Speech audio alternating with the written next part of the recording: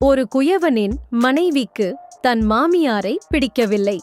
அவரை வீட்டை விட்டு வெளியேற்ற கணவனிடம் பிடிவாதம் பிடித்தாள். இறுதியில் தாய் தனியாக ஒரு வீட்டில் தங்க வைக்கப்பட்டார்.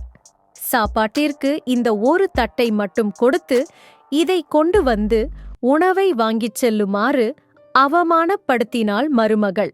இதை கவனித்துக் கொண்டிருந்த அந்த சிறுவன் தானும் ஒரு மண் தட்டைச் செய்தான். அதை தன் தாயிடம் கொடுத்தான். மகனே, ஏன் எனக்கு மட்டும் தனியாக இந்த தட்டை செய்தாய்? அம்மா, எனக்கும் கல்யாணம் ஆகும் இல்லையா? அப்போ நீயும் பாட்டி மாதிரி பக்கத்து வீட்டுக்கு போயிடுவ. அப்போ என் மனைவி உனக்கு சோறு போட இந்த தட்டு வேணுமே, அதான் இப்போதே செஞ்சேன். தாய் அதிர்ச்சியில் உறைந்து போகிறாள். கண்களில் கண்ணீர். ஓடிப்போய் மாமியாரை வீட்டிற்கு அழைத்து வருகிறாள். தன் தவறை உணர்ந்தாள் அந்த தாய். நாம் என்ன செய்கிறோமோ அதுவே நாளை நம் பிள்ளைகளிடமிருந்து நமக்கு கிடைக்கும்.